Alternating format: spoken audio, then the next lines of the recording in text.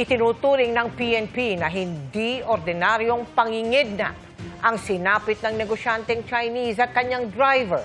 Lalo't pinatay sila kahit bayad na ang halos 100 milyong pisong ransom nila. Kabilang sa inaalam ay kung konektado ito sa Pogo. Nakatutok si June Veneracion. Bago natagpo ang patay sa Rodriguez Rizal, sina Anson Ke o kilala ring Anson Tan at kanyang driver na si Armani Pabilio.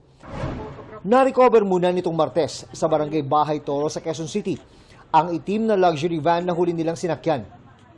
Huli silang nakitang buhay noong March 29. Huli silang nakitang buhay noong March 29 ng hapon habang paalis sa opisina ni Ke sa Valenzuela City.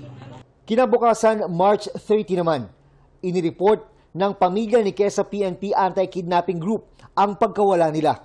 Inabot din ng 9 na araw bago natagpuan ang mga labi ng dalawa na halos nakahubad, nakatali ang kamay sa likod at pinagkasya sa magkahiwalay na nylon bag. There were signs of bruises and some body injuries po doon po at meron din pong sign ng strangulation po. Sabi ng isang source, 3 beses nagbigay ng ransom payment ang pamilya ng biktima sa mga kidnapper na ang kabuang halaga ay umabot sa halos 100 million pesos. Pero sa kabila nito, pinatay pa rin ang biktima at kanyang driver. Sabi ng PNP, hindi ito ordinaryong kidnapping. Sa karaniwang kidnapping nila, pinapakawalan ang biktima pagkabayad ng ransom.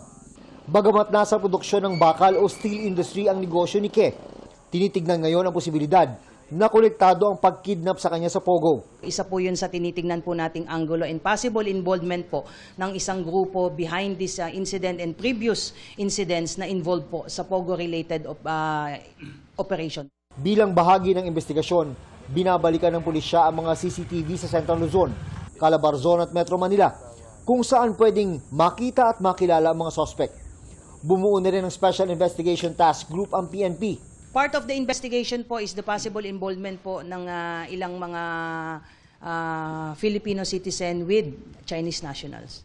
Sa isang pahayag na pinadala ng abogado ng pamilya Ke, sinusuportahan nila ang investigasyon ng PNP AKG para makamit ang hustisya. Ayon naman sa pulisya, humingi muna ng privacy ang pamilya. Ikinaalarma ng iba't ibang grupo ang insidente. Yung mga kaibigan po natin sa Chinese community and other businessman Filipino, talagang natatakot sila, nababahala. Ang tanong, who is next? Sa monitoring naman ng Movement for Restoration of Peace and Order, may 3 kidnapping cases na sa loob ng 5 linggo lang. Ang PNP po ay hindi po titigil hanggat marisolba po at mapapanagot po yung mga responsible po dito sa insidente po na ito at para maiwasan po na may susunod pa pong mga ganitong insidente. Bago nito, may Chinese student ang dinukot at pinutulan pa ng daliri bago nakalaya. Dahil sa magkakasunod na kidnapping cases, inilista sa pwesto ang kakapromote pa lang na si Police Brigadier General Elmer Ragay ng Anti-Kidnapping Group.